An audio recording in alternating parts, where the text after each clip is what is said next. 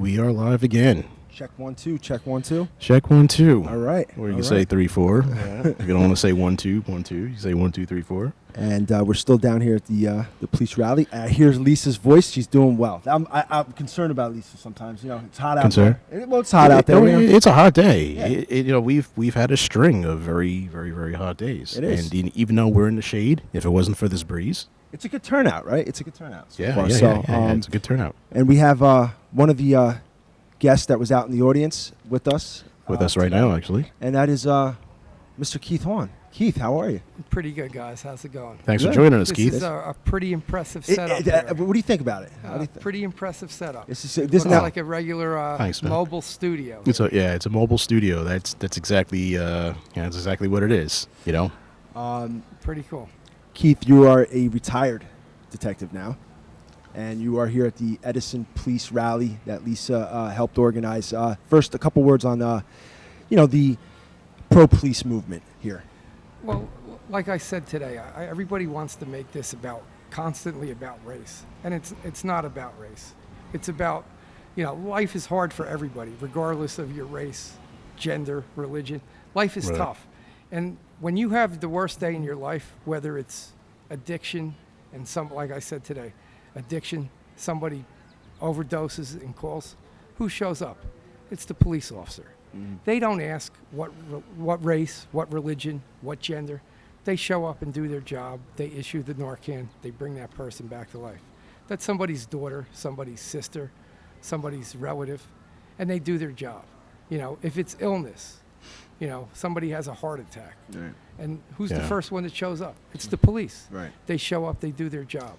If it's a car accident, somebody shows up. The cops are the first one to be there. Mm-hmm. And they show up. They don't ask what race. They don't ask what gender. They don't ask what your political affiliation is. The call comes in. They answer the call. They show up and do their job, regardless. And people got to realize that. You're entitled to different opinions and stuff like that, but be respectful about it. Don't make it an anti-police movement. I understand different people have different issues for different reasons, but the cops are the ones that are going to be there. When you have the worst day of your life and things can't get any worse, it's most likely you're going to deal with a cop on that day. Oh. And 9 times out of 10, that's going to be a positive experience. That's why you talk to so many different people and say, hey, I don't agree with this or that, but when the chips were down and out for me, the cops showed up, and I have a lot of respect for them because on the worst day of my life, they helped me out of a big-time jam. Right, and today here, at the Edison Rally, it's actually a breath of fresh air when you compare what's going on in Portland, New York City, Chicago. It's an absolute disgrace. Night and day. Yeah, it's an absolute disgrace. You're running for mayor. You announced you are running for mayor, and retired July 1st. Congratulations. Yeah, thank you. After 25 and a half years with the Edison Police Department, retired July 1st. And did let everybody know I plan on, we're going to give it a shot one more time next November. You're going to have it's going to be much different than last time because of the length of time. But there's a lot of issues in town to get, that got to be faced. Are you ready to? Are you looking forward to the campaign, the long campaign that's going to be ahead? I mean, what? The issues that we have seems like the same issues that when you first ran, and nothing's really changed. It seems like they're same. It's almost like a carbon copy of 4 years ago. So let's be honest. In the last 3.5 years, nothing's changed. The overcrowding issue has only gotten worse. Right. Whatever issue we brought up in the campaign 3 years ago, the issues are either the same or have gotten worse. There hasn't been much progress in town. And hopefully that's what I'm able to change by starting my campaign earlier, is changing the conversation and maybe pushing some of these, because on the Democratic side, there's probably going to be quite a few elected officials that I've talked to personally that want to run. Right. So I'm going to try and push that narrative and make these guys take a stance on certain things.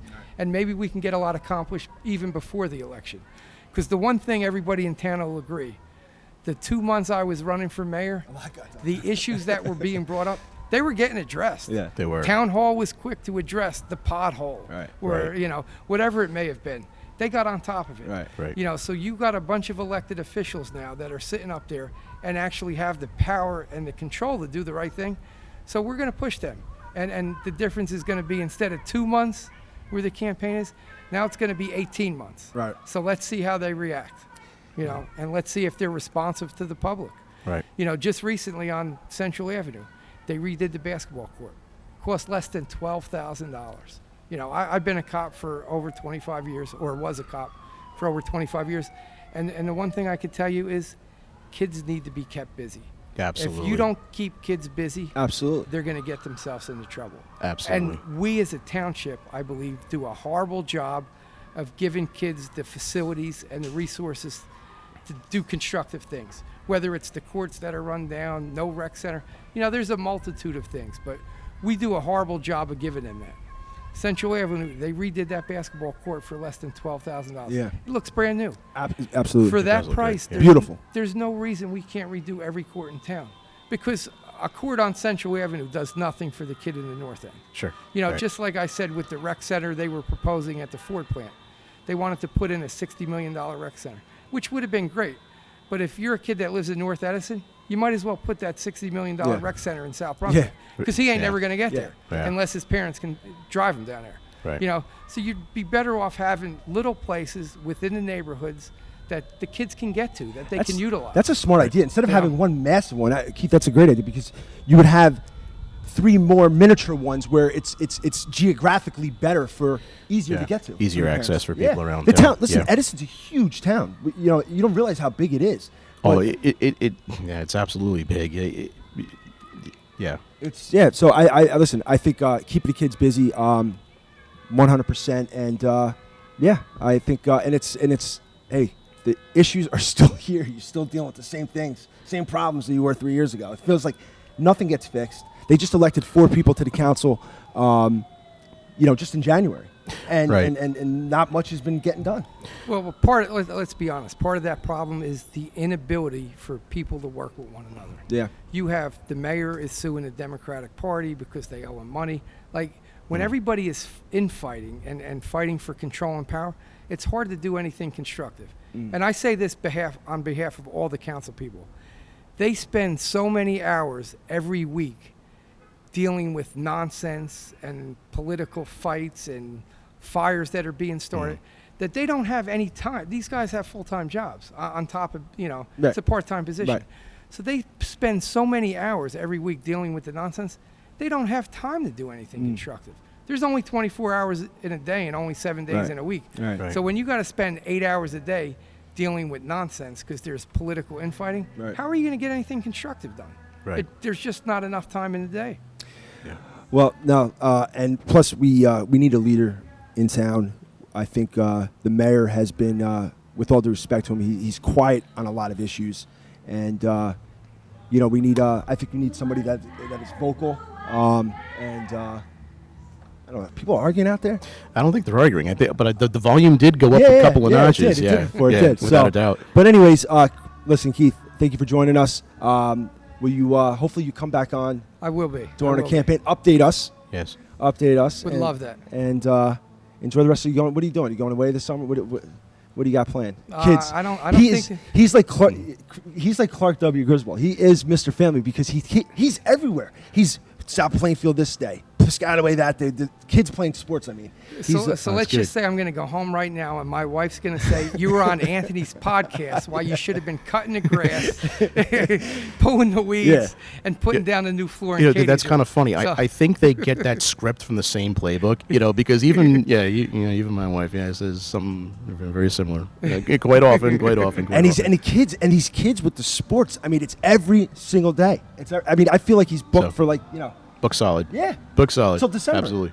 Yeah. So, but Keith, thank you very much. And, Sounds good, guys. We'll Great. talk soon. Great Yeah. setup here. Good to see We you guys appreciate it. being Thank you, Keith. successful. You got it. Thank Take you. care. Thanks, Keith. And all right, Chris. I think I'm gonna sit right. there. I think that's it for the special guest today. All right. But I think this Hey. was a good turnout, though. To be honest, It was a good turnout. And if I could say something to our viewers, if you do something extraordinary in our town, like we have mentioned before, Yes. we want to hear from you. Yes. We want to open up Edison Now. Politics is definitely part of it. Yeah. But we want to reach out to individuals. And individuals, small business. Let us know what you do, and we'd love to have you on the show. We have just to update on future casts that are coming up. We got to get Stephen Brown on. Stephen Brown. There's Yes. folks. It's the summertime, and it's just we do this part time, so timing's always an issue in scheduling. But we will have Stephen Brown on, and I got another guest that's coming on for next Sunday, not this Sunday, the following Sunday, and that is a former Board of Ed member, Joe Romano, and you're gonna. Excellent. He's impressive. You're gonna like Joe. If Excellent. people don't know Joe, he was instrumental in my. When I first got started a couple years ago when I ran for the board, he was one of the first to actually pull me aside and really give me a hand. And Good deal. yeah, he's a fun guy. Good deal. Smart guy. So stay tuned. We got more Absolutely. coming up. Absolutely. So we'll talk soon, guys, and I'll see you later, Chris. Yeah, likewise. Oh, I'll see you right out there. Have a great day, everybody.